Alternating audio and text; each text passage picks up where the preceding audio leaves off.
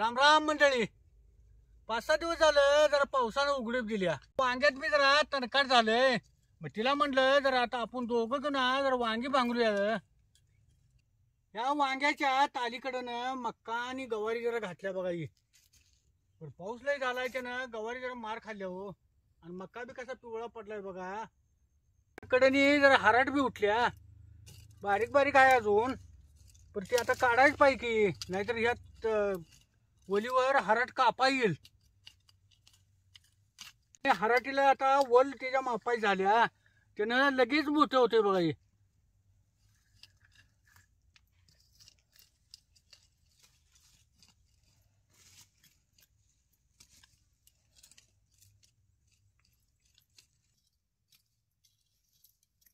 बारीक तणकाट बी किती उगवले बघितलं का? जरा पाक असं रान हलवा म्हणजे तणकाट जरा मरते. हे आत्तापासून आपण सुरुवात केल्या काढायला भांगलायला म्हणून हे आवरणार आहे. आणि 4-8 दिवस गेलं काही 2 माणसाचं काम 4 माणसं खाऊन पडतंय.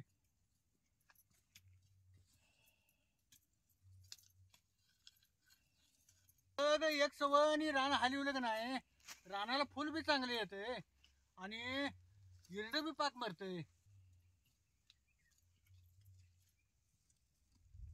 नाहीतर मग हे बारीक सारीक तणकाट आणि मोठं व्हायला बघतोय.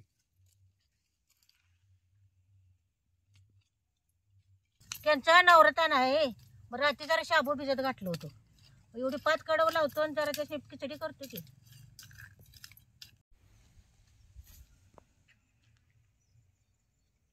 पावसानं रानं कशी शेवाळ्यात बघा. त्याच्यात घात आल्या शेवट काय भांगला येते याच्यात. त्या तणकाट किती मोठं आले बघा, साऱ्या भरून तणकाट.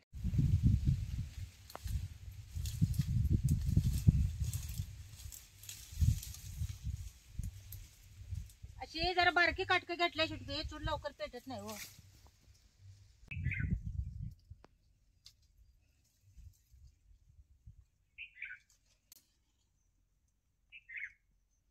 आता शाबूच्या खिचडीत घालायला या बटाटे जरा सलट काढून घेतो की. आमच्या घरात आता 7-8 वर्ष झालं त्यांचंच नवरतान असतं. आता बसता काय करत नाही, ते 9 दिवस त्यांचा उपासच असतो. शाबू असू दे ना तर फळफळा असू दे, त्यांनी एक टायमालाच फराळ करते. संध्याकाळचा काही त्यांनी फराळ करत नाही. त्या बटाट्याच्या साली काढून बटाट्याची पाण्यातच ठेवायची. आता ही बटाटो बारीक चिरून घ्यायची. आता या बारीक फोडी कशा केल्यात बघा. आता ही पाण्यात सोडतो.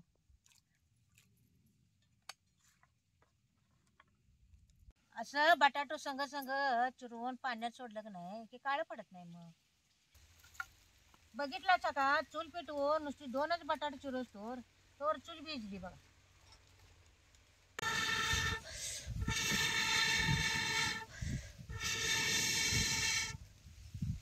असे जरा वंद हवा असते व त्यानं जरा जळान मग होते, त्यानं लवकर जरा पेटाय बी बघत नाही.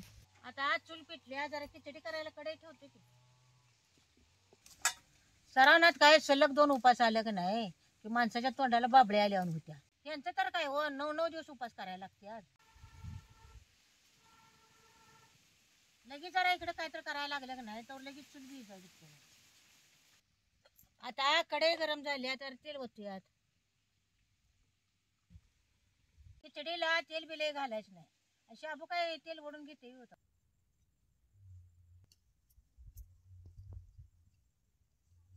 तेल गरम झाले, आता चिरलेल्या मिरच्या टाकतो की.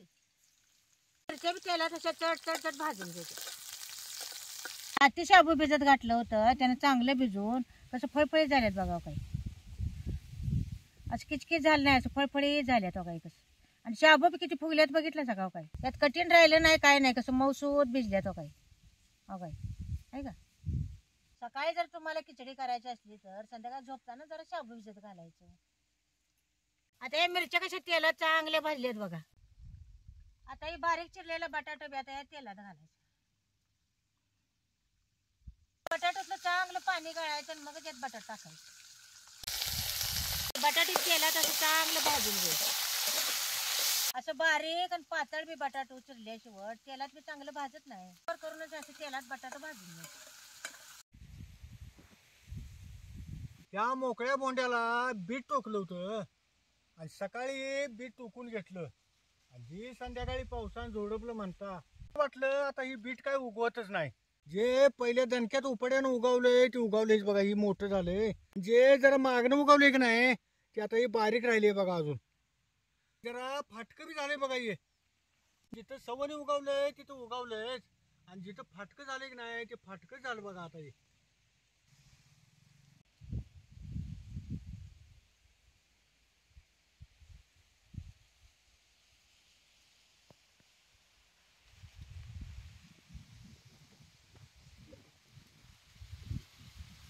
आता हे शेंगदाण भाजूनच कुट केलेलं ह्याच्यावर घालायचं. हे बटाट कसं तेलात चांगलं भाजलंय या. आता हे शाबूयात घालते की. आता हे चांगलं खालवर करून असं भाजून घ्यायचं. आपली भाजताना जरा बारीक जाळ करूनच भाजायची. मोठा जाळ घातला म्हणजे खाली करापते खिचडी चांगली भाजत नाही. अशी चांगली खालवर खालवर करूनच अशी खिचडी भाजून घ्यायची. आता याच्यात जरा शेंदलवण टाकतो.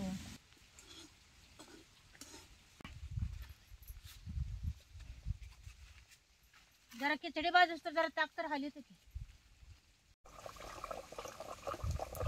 जेवायच्या वक्ताला जरा असं ताक हलवायचं. जरा आधी हलवून ठेवलं की नाही की ताक जरा आंबट व्हायला बघतोय. शाबू चांगला भाजलाय त्यानं, कसं फुललाय बघा.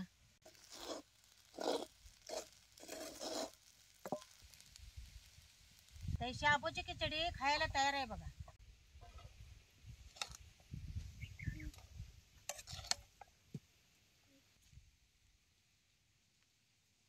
बटाटू घालून केलेली शाबूची खिचडी, ताक आणि खारे शेंगदाणं.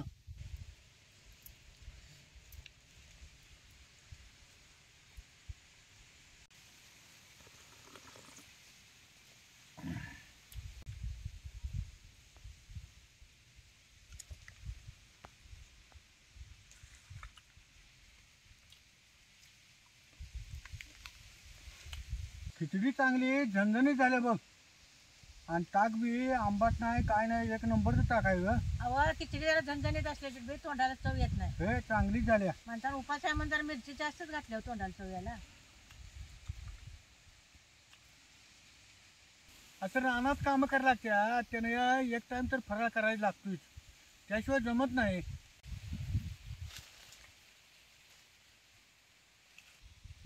आणि खिचडी जरा गरम गरम असल्याची खायला चांगलं लागत नाही हो. गरम गरमच म्हणताना चवीला चांगलं लागतं ग.